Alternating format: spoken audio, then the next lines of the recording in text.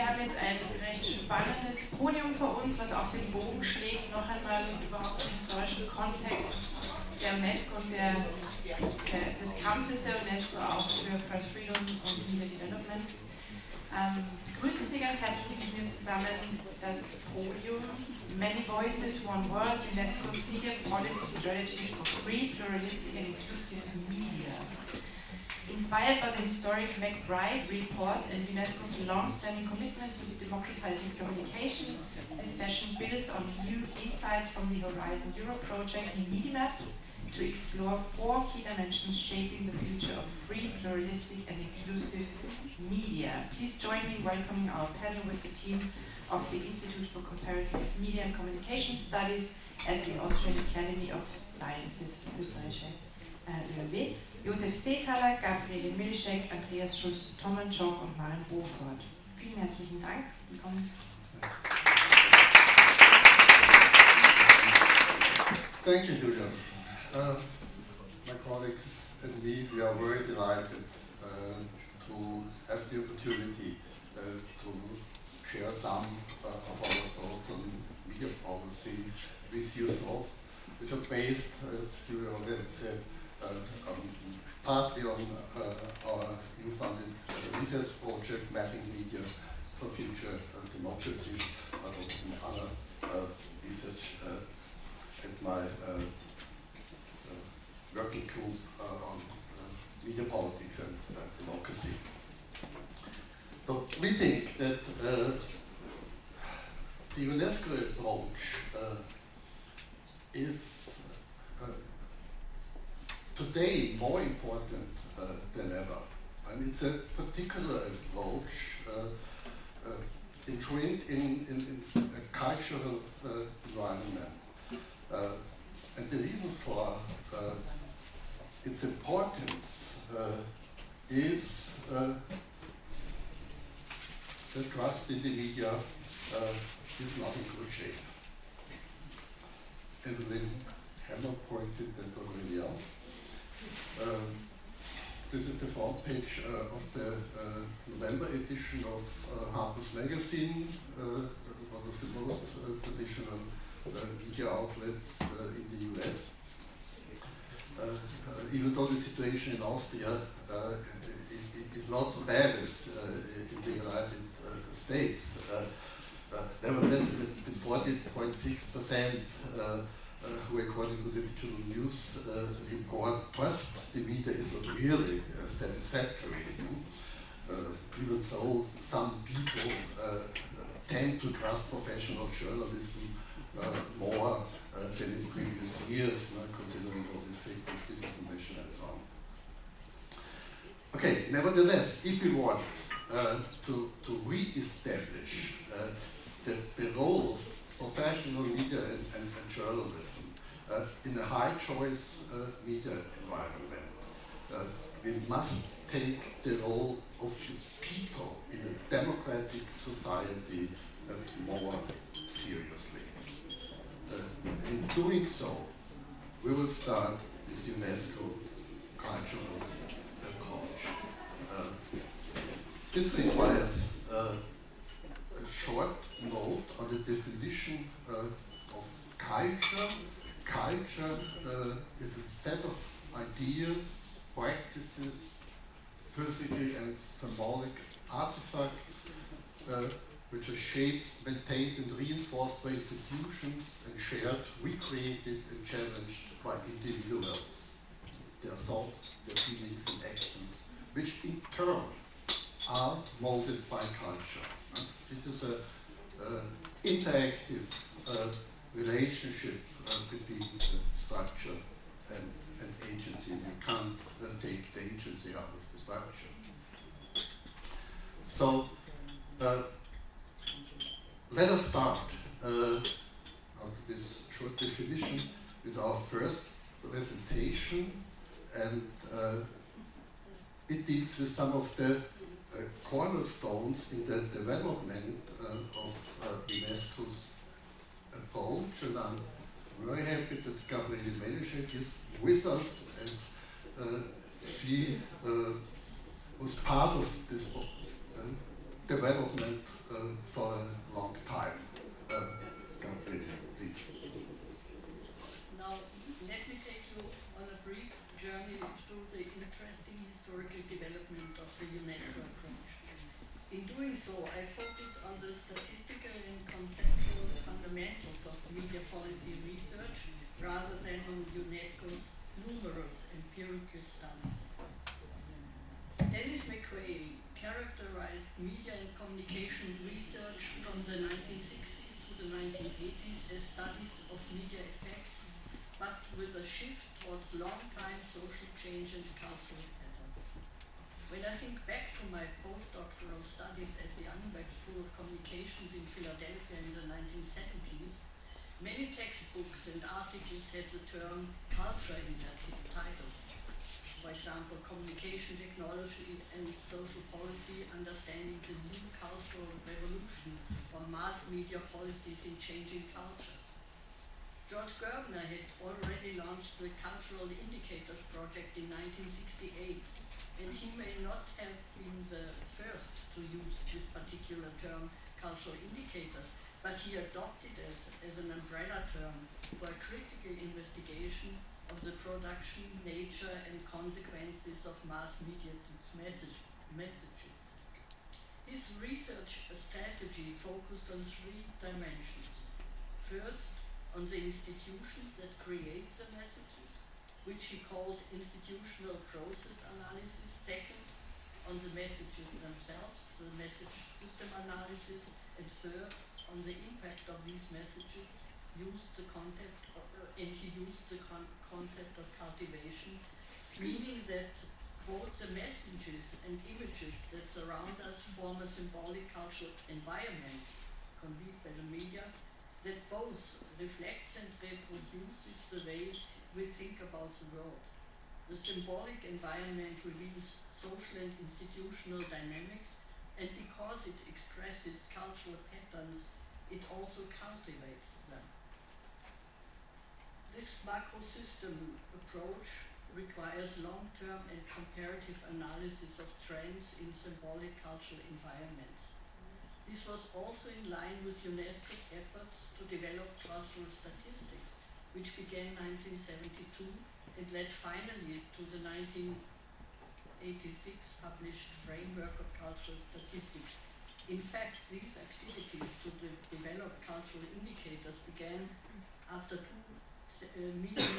preliminary meetings with an expert meeting on statistics and indicators of culture here in Vienna in 1979.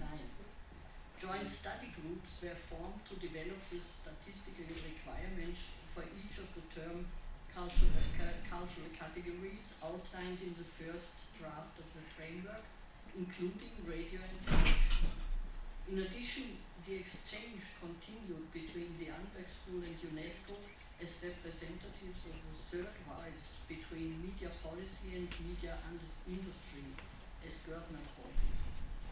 For example, it documents that in 1980, when the report Many Voices, One World, commissioned by UNESCO and authored by John MacBride, was the subject of extensive discussions at the International Conference World Communications Decisions for the 80s, organized by Gerbner. In 1982, it was UNESCO that sponsored the Conference on Cultural Indicators for the Comparative Study of Culture, which again took place in Vienna, this time at the Academy of Sciences, and where the different approaches to cultural indicators research were discussed. Its findings were finally incorporated into UNESCO's further activities, as documented in another meeting in Vienna in 1986. In the same year, the UNESCO Framework of Cultural Statistics was published. The design of this framework was based on the following main considerations. It should integrate the social and economic aspects of cultural phenomena, including the media. It should be possible to link it with related statistical systems, for example, social and demographic statistics, and it should serve the needs for policy. The data collected on the basis of this framework should enable international comparisons. was in place for a long time, and it was not until 2009 that a revised version was published, which, based on the criticism of the first version, took into account the needs of developing countries. In 2009, revised frameworks built revised framework built upon the culture cycle model as an aid for conceptualizing how culture production and activities actually take place. Like the 1986 framework, the culture cycle includes 5 stages: creation, production, dissemination, reception and transmission, and consumption and participation. However, these stages are now presented in a cyclical rather than a hierarchical model to emphasize the idea that interactions can be complex and occur as a network. While the stage of participation was integrated more strongly into the overall interactive model, and a separate handbook of cultural participation was published in 2012. UNESCO complained as early as 1986 that some categories of the participation in the media sector had to be eliminated due to the lack of pertinent data. Unfortunately, this trend continued. In the academic discipline of media and communication studies, research has shifted from macro to micro perspective, mainly examining short-term effects and media messages on attitudes of behaviors.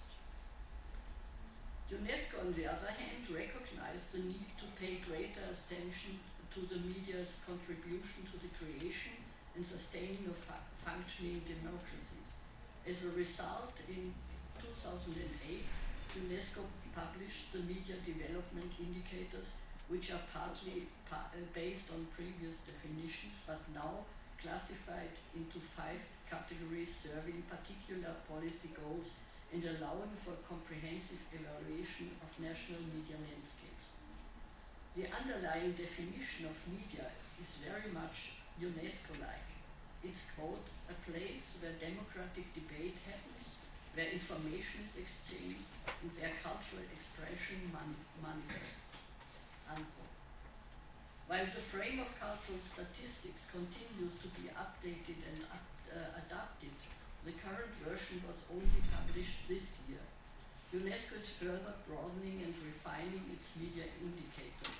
In 2012, a framework of indicators to gauge gender sensitivity in media operations and content was published, followed in 2015 by the Journalist Safety Indicators, and 2023 the Guidelines for the Governance of Digital Platforms. Most recently, UNESCO joined a core group of 13 organizations in publishing the Media Visibility Manifesto, Viability Manifesto. It is fair to say that UNESCO has played an essential role in international media policy for several decades. In this session, we want to focus on the underlying understanding of media. Media is not just about conveying any kind of information, but a dynamic process through which society's identity, values and beliefs are expressed, reinforced and negotiated. Thank you. Our next presentation is about the ongoing changes on, oh, you can't hear me? Can you? Yeah, okay. Our next presentation is about the ongoing changes in the most important aspect of our identity, namely people's notions of democracy and democratic participation, and how they are connected with different expectations on the role of the media. The extent to which these expectations are met by the media that people use influences their trust in the media. Maren Beaufort with some of her very interesting insights into this relationship.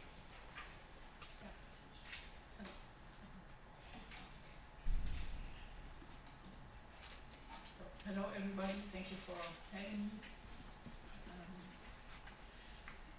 I would like to shift the perspective toward the information usage side, because if we examine democracy and information media dynamics from the viewpoint of the users and the role of their role as citizens, rather than focusing only on structures and the democratic quality of content, an additional layer of complexity becomes visible, particularly at the interfaces between the supply and demand side of information. To introduce our approach, it is essential to consider that contemporary societal transformations are reshaping the perception and practice of democracy, giving rise to emerging democratic cultures that complement the status quo in European societies. And based on the resulting distinct understandings of the democratic public sphere that imply distinct roles for information media, each of them imposing specific requirements on the normative functions of the media, these varying democratic notions have an impact on both the way information content is shaped and structured, as well as on citizens' expectations, preferences, and actual news media usage patterns. To give you an idea of what this is all about, I begin with a brief overview of how we see the relationship between democracy and media roles. As social transformation processes continue to reshape the perspectives of democracy, large-scale comparative studies reveal that in many European countries, actually in all of them, the liberal representative model is increasingly being supplemented by elements of alternative democratic concepts, and alongside authoritarian reinterpretations, the emphasis is primarily on more inclusive and autonomous participation in societal processes, which particularly point to approaches that incorporate participatory elements. And as these two democratic orientations are currently the most prevalent in European societies. So this is the liberal representative orientation, held by roughly 2/3 of citizens, and the participatory orientation, which characterizes about 1/3 of Europeans in the meantime. In Austria, the share of participatory oriented citizens is even slightly higher. It's about 38%. So our research is mainly based on these two democratic models, you can see in the table as well. But still, even though the table here suggests a simple juxtaposition, it is important to highlight that the participatory approach, as we are using it in our research, does not stand in direct opposition to liberal representative democracy, nor to its institution that safeguard civil, social, political rights. In empirical terms, these two concepts are rather complementing each other, particularly within specific regulatory fields. But when we contrast the two analytically, it becomes visible that they come with different democratic logics of action, meaning that citizens participate and engage in the public spheres in quite different ways, which also entail different normative visions of what a democratic public sphere should look like, as well as different expectations regarding the roles that the media ought to fulfill. From a normative point of view, in liberal representative dynamics, news media are expected, besides many other aspects, to support collective action, and thus the informed citizen who delegates decision-making to political representatives and the task of monitoring power to the media, by acting as societal monitors, disseminators, and intermediaries. In participatory dynamics, the media should support the empowered or networked citizen who is involved in decision-making processes in more inclusive way from the bottom up, and who networks his or her personal concerns with the media serving as access providers, connectors, and mobilizers. And these varying normative roles are also reflected empirically information supply side and on the demand side, which means that we are dealing with these different logics of actions on the supply side leading to distinct requirements for how information is framed, is presented, is styled and delivered. And on the demand side, regarding democratic practices, the expected role of information media and consequently the information usage behavior.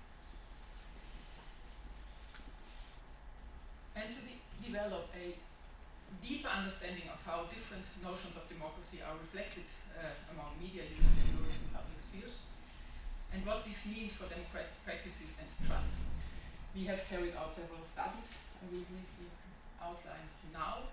All of these studies were conducted to understand how users connect democracy and information, and what this means for the interface between the supply and the demand side of information. So we examined these relationships over time across Europe using both comparative, quantitative approaches and in-depth qualitative studies. So the first study was a regression analysis based on a multi-level information repertoire analysis. And here you can see some of the results for Austria. The Austrian media audience based on the data from a DACH project, media performance and democracy in combination with data from the Reuters Digital News Report. Thank you, Joe, for the data. So for this study, we were able to identify 5 distinct information user groups in Austria, each with its own characteristic media use patterns in the country, as you can see on the left side of the slide. We then tested whether users' expectations regarding the democratic quality of news media correspond with different ways of interpreting democracy. And this was indeed the case. That is a predominantly liberal, representative-oriented media user, the informed citizen shown here in orange, expects to be informed very differently from a more participatory-oriented media user, the empowered or networked citizen shown here in blue. And this pattern is so clear that the profiles of the 5 classes reveal a continuum between a pronounced liberal representative and a pronounced participatory understanding of democracy. And from this perspective, heavy news users, we call them heavy news users, exhibit the strongest liberal representative profile on the right side of these 5, relying on a broad media repertoire that primarily consists of traditional mass media. In contrast, light news users, this is the second, who largely avoid news or engage only to a limited extent, tend to align more with a participatory concept, and the participatory orientation on the very left is particularly pronounced among online news users who also access a wide range of information but primarily obtain their news online and through social media channels. Almost only through social media channels.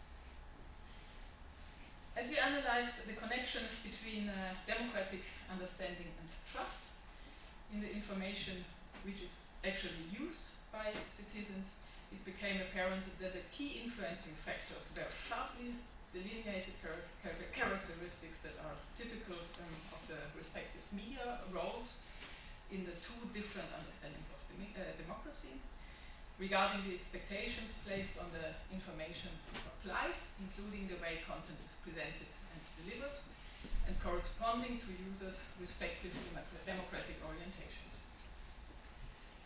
So, for a young and diverse audience, this means, for example, that news meets young anchors from different backgrounds to truly connect with the audience, rather than old white men reporting from an elitist ivory tower. So this is something new and something we also feel, but this is the data which things like that are based on. So we also examined how these democratic profiles of information users and their resulting expectations, this one as well, align with the actual supply of information available on the market. And the findings revealed that information users who primarily adhere to a participatory conception of democracy often lack sufficient content in the country's information environment that meets their needs, meaning that individual expectations are not met in a way that reflects their dominant personal concept of democracy. And here a gap opens up between citizens' needs and the actual information supply. A gap that creates space for problematic content, potentially including manipulative material. So, the results of a longitudinal study we conducted in 3 waves from 2011, comparing all European countries, revealed similar correlations between, on the one hand, intense users of traditional mass media and liberal representative understanding of democracy, and on the other hand, users of online social networks for news and a participatory approach of democracy.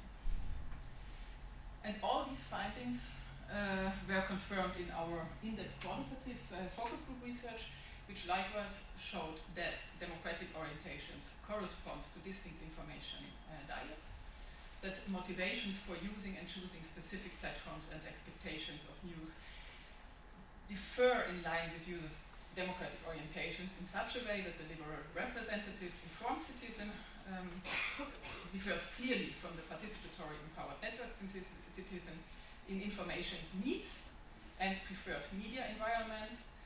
And the qualitative research likewise confirmed that trust depends on whether these democratic expectations are fulfilled in the supply of media, and that information practices are closely tied to participation in forms of civic engagement. So this was true for all countries included in the study, even though they showed different emphases. For time reasons, I skip the emphasis. Taken together, this means that the key question is not only how well information supply meets theoretically grounded normative criteria, but also how effectively it contributes to a public sphere that enables users to engage according to their values, ideals of social coexistence, and democratic notions. Thank you.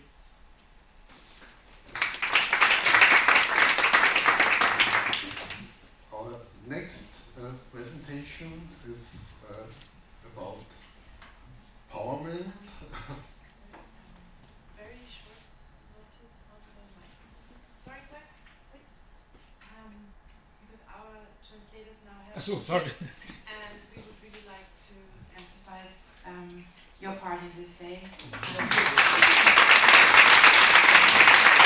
Thank you so much.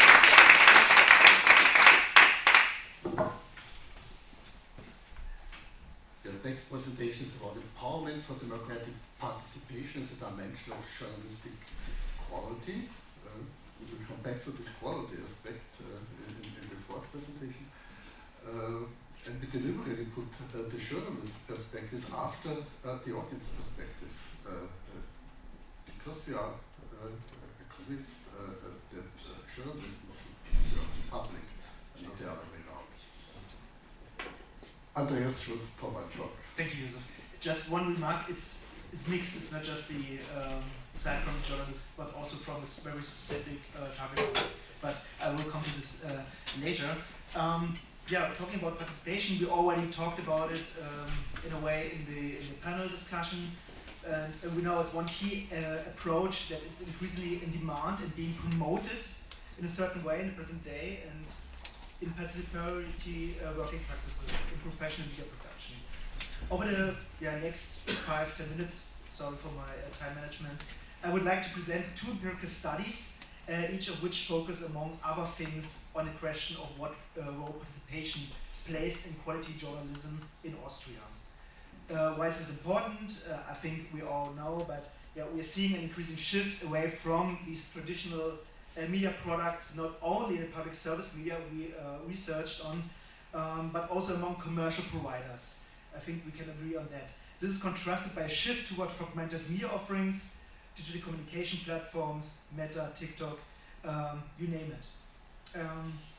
And these are defined by a seemingly participatory approach. So everyone has a voice there and can use it. Many people no longer feel but represented and heard or visible in this traditional so-called legacy media landscapes. So based on 2 recent studies we conducted this year and last year. Both are open access, where the QR codes you can find these. One is just in German, but I think the ORF is working maybe on the translation. Kidding. But based on this year's public value study of the ORF on the question of whether public broadcasting is a medium for everyone, and Austria-related comparative EU-wide study on various views of media professionals regarding media production and its role in democracy. Both studies are available. Before I present the study results, I have to mention these few concepts or approaches when we're talking about, or when I talk about participation in media. The key approaches are from a colleague of ours, Nico Carpentier, and he defined two aspects: participation through and participation in the media. Through the media, the opportunities for mediated participation in public debate and for self-representation in a variety of public spaces that characterize the social. The media sphere serves as a location where citizens can voice their opinions and experience and interact with other voices. And in the media deals with participation in the production of media output, content-related participation, and in media organizational decision-making, so structural participation. These forms of media participation allow citizens to be active in one of the many microspheres relevant to daily life and to put into practices their right to communicate. In addition, of course, there are several mixed approaches. They combine both types in different ratings. Let me start with the deliverable we, I think, published this year, early this year. The official one is just released a couple of weeks ago. So it was a comparative EU-wide study which was conducted in late summer and fall last year. So we spoke with several journalists, resort managers, and editors-in-chief from 6 different media types, from public service media, so colleagues from the ORF, to regional and community media, not just located in Vienna, of course, commercial television and radio producers, daily national print newspapers, and digital natives. We conducted Zoom interviews lasting up to 2 hours, so our interviews had a lot to say about several topics. So we had a structured interview guide that covered questions like the understanding of diversity in the media production. So I hope I can talk with Hannah about it later in her panel about this, and the role of journalism in democracies, but also about the leading role of media in democratic participation. So we asked our journalists, can you mention some examples showing how your news coverage or journalistic performance facilitates political participation? So it's about electoral reporting, public consultations, cooperation with non-profit organizations representing various groups of citizens. We asked them, how do you facilitate participation and representation of women and minorities? And what conditions, in your opinion, help and support political participation, in particular of women and minorities, in your news coverage? So the most interviews, the most journalists and media managers underline principles of participation through the media with formats facilitating political participation, like, yeah, there's a big election, people get to vote, right? Formats like this. So the people from the PSM, they said, okay, look, we have legal obligations, we don't have to do anymore because it's the law. Of course, there are also some mixed forms, maximalist forms of participation through the media with minimalist variants of participation in the media. So you see it every time, so that people write an article or community reporting, stuff like this. But participation in the production of media output in TV formats such as so-called summits, where people could send in videos with questions, or citizen forums, where citizens are called up to participate actively in political debate with their questions to politicians on various topics from their perspective. I think we are aware of this format. So this is what we see on TV, this is what we read in newspapers, this is what we hear in radio. The full participation in the media is only realized by community media, where cultural associations or individuals create their own program. We just discussed this in the beautiful podium discussions. So I will skip this part that I raise for the non-commercial medias. We all know that they're very important, and we should focus to support them as much as possible, because they are a role model for all media outlets, my opinion. The last study I'd like to present is our just recent published study on this year's public wave study from the ORF. Thanks for the opportunity. The topic was that we had the mission to study the question, is the ORF a medium for all? So, and our target group was people they are affected from poverty and risk of social exclusion, and yeah, we pursued the overreaching question, is the ORF really a medium for these people, and what recommendations are needed to make it a public medium for everyone. So, as you all know, the ORF is the most important and biggest media company in the country. So some information about the market shares, over more than 1.3 million visits on the so-called Blaue Seite each day. So it's very important that this public medium is obliged, also by law, to prevent information and represent these groups.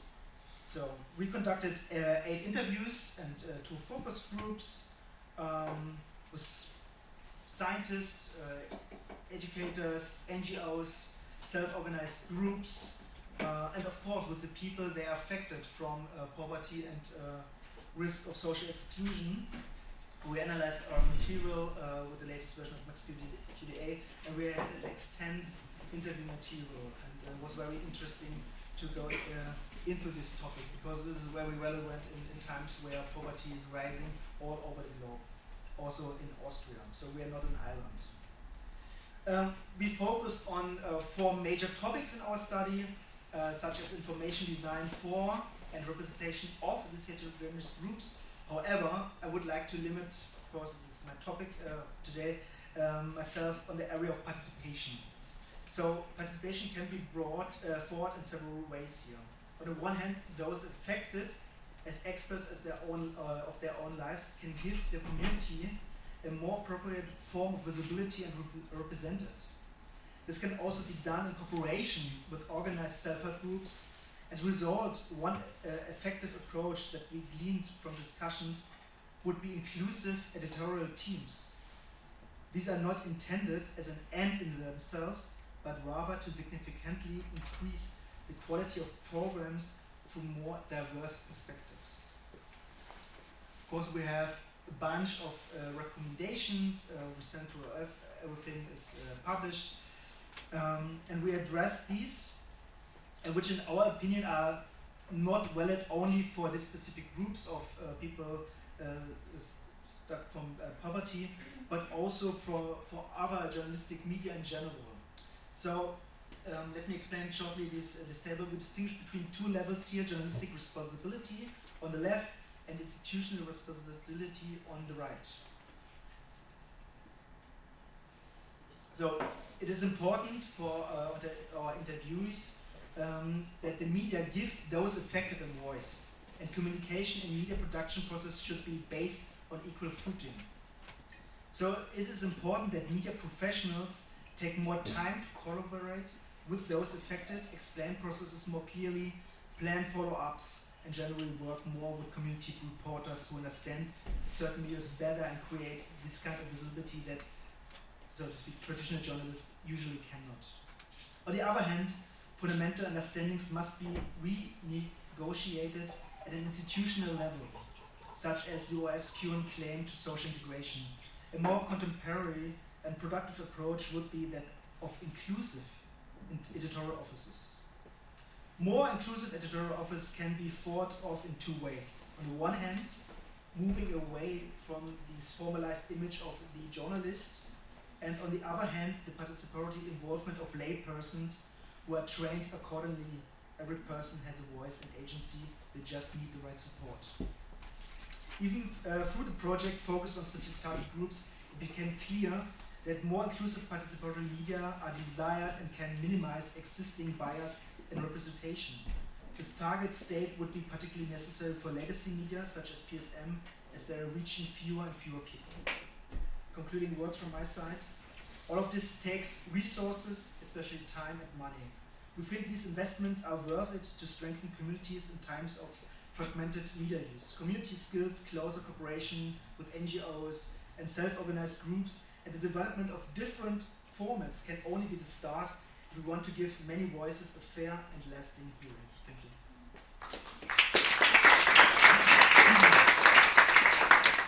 I think we can learn a lot of these research findings when trying to answer the question how to promote free, pluralistic, and inclusive media. You may recall my words at the beginning of this session. We must take the role of people in a democratic society more seriously. Let me first share with you a few common thoughts on supporting the media before returning to UNESCO's concept. Here you can see some of these common thoughts usually discussed by politicians and also by researchers. I think we all agree on these basic principles of media policy and media support. Undoubtedly, there should be preconditions for granting any state subsidies to the media. Of course, we expect the media to behave in this way when they claim to be acting in the public interest. But is this enough to strengthen democratic media spaces, as the subtitle of this conference suggests? Aren't the people who populate these media spaces missing? So what about the people formerly known as the audience? Let's have a look at the European Media Freedom Act. Usually, audiences are mentioned in their role as receivers of information, which must be reached, counted, and protected. That's a passive user. At least three references, are made to the fact that media independence and transparency of ownership structures promote democratic participation as they support the formation of one's own opinions and views. And why do we have to make our own views and opinions? Of course, because we should be able to make informed choices at the voting polls. The representative approach to democracy, as Maren showed us. This is the main line of argument in the European Media Freedom Act. There is only one single mention of civic participation, and the role of the media is carriers of cultural expression, particularly given the cultural and linguistic diversity in the European Union, thus suggesting that media communications is more than a one-way street from communicators to recipients. In contrast, UNESCO's approach is firmly based on an understanding of the role of the media that puts citizens at the center. As you see on the slide, as a public good, information empowers citizens to exercise their fundamental rights, supports gender equality, and allows for participation and trust in democratic governance and sustainable development, leaving no one behind. There are several similar definitions in other UNESCO documents, and there are also more detailed ones. For example, this one in the left column, you can read the usual items. You saw it on my first slide. Simply because they are not wrong, of course, no? However, the role of the media is not limited to this.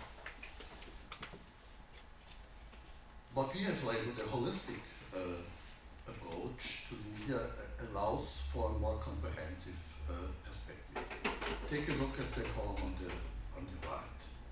Media should facilitate informed debates between diverse social actors. Media should provide a channel through which citizens can communicate with each other. Media is a means by which society learns about itself and builds a sense of community, and is a vehicle for cultural expression and cultural cohesion within and between nations. All these functions are not some goodies media offer their audiences. They are expressions, you can read it, of the citizens' fundamental rights. This would lead us back to the MacBride Report, the right to communicate. That was already mentioned by Andreas, but I will skip this slide due to time reasons, and go straight ahead to the role that UNESCO could play, should play in Austrian media policy. If one examines UNESCO's media indicators and the categories or dimensions to which they are assigned, one can differentiate between tasks that are primarily the responsibility of the public sector and those for which the state can and should provide incentives to economic and non-profit actors. On the slide you can see the task for which the public sector is responsible, written in black. Written in bold black letters are the most important tasks that we consider to be preconditions that must be fulfilled by a media organization when applying for media subsidies. Here, regulatory frameworks can be implemented and compliance with them can be verified. However, and please look at the blue writing, if we consider media and communication to be an integral part of culture, communication via the media is not just about conveying any kind of information, but it's a dynamic, interactive process through which a society's identities, like the democratic identity, are expressed, reinformed, and negotiated. The performance of this function cannot be left to market mechanisms alone. The necessary financial stability of news media organizations requires state support in the interest of maintaining a democratic communication infrastructure. Perhaps some audience data, which has been part of UNESCO structural statistics from the beginning, might be worth discussing as guiding measures. Josef already proposed some of them in the discussion before this session. But this is one part. There's another. State support is also needed to ensure plurality and diversity, particularly at the editorial and structural level. and to ensure, you can read it on the slide, participation of all sectors of society in the media. UNESCO refers to plurality as a variety of independent news media providers with different organizational structures, particularly public service media, private commercial media, and non-commercial media in the broadcasting sector. And I have to underline, we need all three kinds of organizational structures. And that's the task of media policy. Diversity means much more than just a variety of opinions and views. Diversity means, yes, UNESCO's views, promoting and maintaining social and cultural diversity in media content, editorial offices, and media organizations. For example, the involvement of young people, women, and marginalized groups, even when they are quite big groups, as Clara has pointed out in our discussion before this session. Perhaps these are criteria for quality. As Claudia has proposed. The key to a more diverse media landscape lies in ensuring opportunities for various forms of participation of citizens in the media, from public debate to civic initiatives to participation in content production, editorial offices and media organizations. And of course, in this context, the concept of communities as social units with shared characteristics is getting increasingly important today. And involving the people, formal and known, as the audience, also means establishing a culture of accountability towards the audience. In principle, all these considerations are already reflected in the 1980s UNESCO report, Many Voices, One World. It needs many voices to build social cohesion. Last slide. Let's insert these considerations into our table of principles for supporting media. Perhaps they are some kind of starting point for designing a truly new concept of media subsidies. Thank you.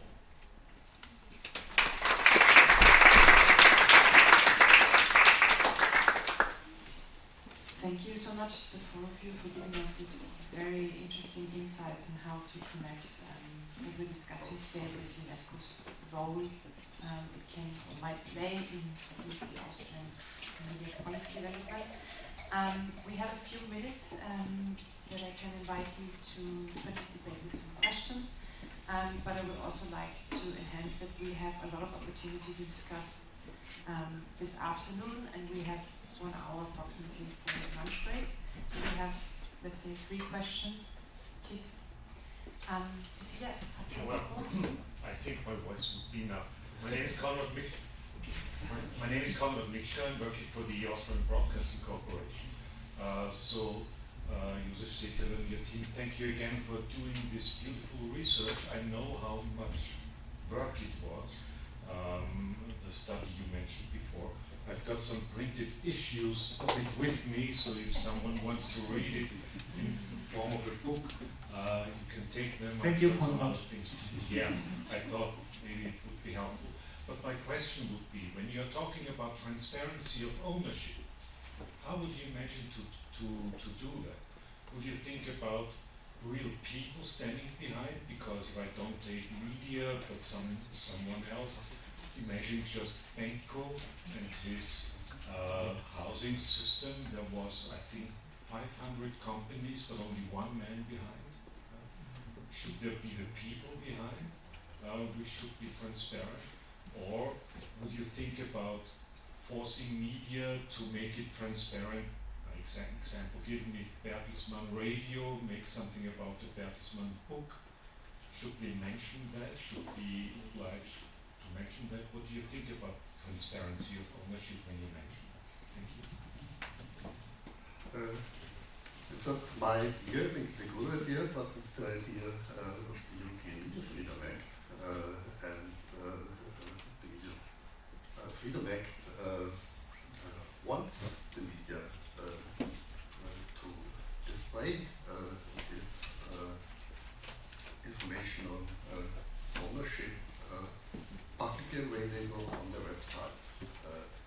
How detailed this should be is part of the national regulation.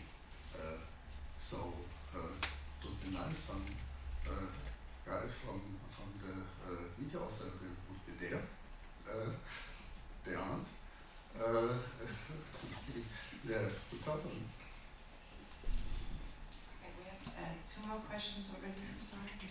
Martin and Herr Pessel, and maybe we have time and then we need to go to lunch break. Martin, please.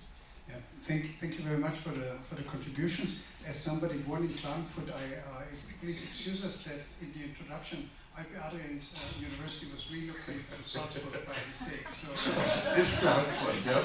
Thank you. University Klagenfurt represented on the panel. Second, thank you very much for your contributions, which of course people could think we bought. You know, you emphasized UNESCO's text, you emphasized UNESCO's potential role, and of course that's very helpful for us and for everybody, but for me personally at least it was a surprise. Now the question, to be Beaufort, in your studies and maybe in many of the talks that we have here, who and what is social media? And what is the individual source on social media compared to that? So we often hear about how many percentage of which information is being brought by social media. Now, if Ralf Janik, expert on international law, publishes alone on Blue Sky and I read it, who's the media? Is Blue Sky the media or is it Ralf Janik? And who is social media as a source? If on social media you read, I don't know, an article from Chinese newspaper. So this is where I'm not so clear about the terminology. No, it's not the media, it's the infrastructure, and it's mentioned in the context of our studies from Mauss as really as the organizational infrastructure. And you have, of course, many contents, but it's also the platform logic, or it starts from the platform logic that you get these effects. And then we have more and we know more and we research on whether it is more. In the meantime, we know, I couldn't present the results today, because we are not ready with this.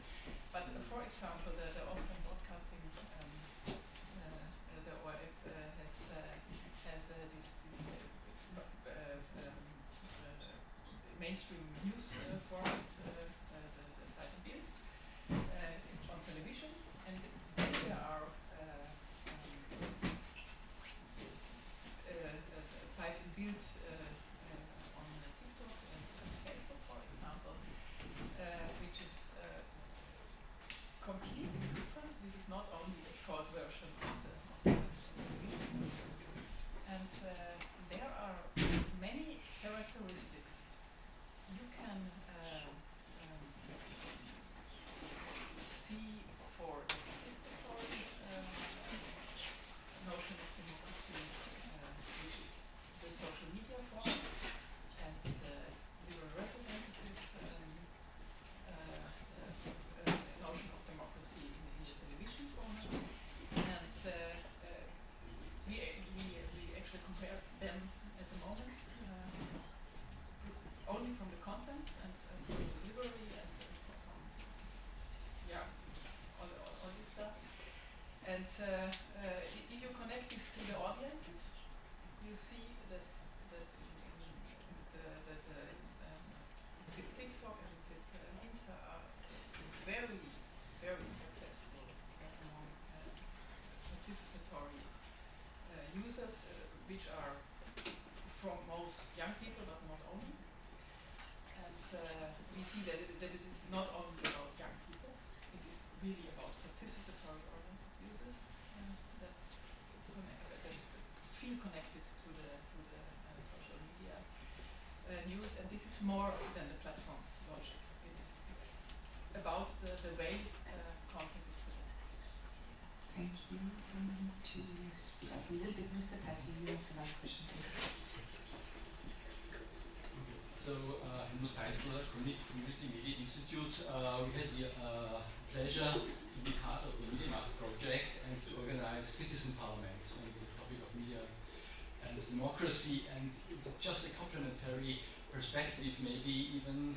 And I was just want to confirm that the citizens involved in the citizen parliament, and it was in 4 countries, in Ireland, Slovenia, Czech Republic, and Austria, they all would support all these questions, yeah. And there was a strong demand on regulating big tech or dark tech, as says Martin André. And there is a request for media literacy, of course, but really in a political sense. So it's kind of not only media literacy in the sense of to know how to use which tools, but really in a political, democratic sense, yeah, of politische Bildung, würde man sagen in Österreich. And yes, I wanted just to add this. Yeah, if anybody wants to see, we have a conclusions of the citizen parliament here also, and it's worth really. My question, yeah, is how could such participatory elements also be included in media policy making, yeah, or in general in policy making? Can one of you give a very quick answer to that? I can make it short. You gave your answer already. It's the way to include citizens in decision-making processes. And one way to do it are citizen parliaments and citizens have this.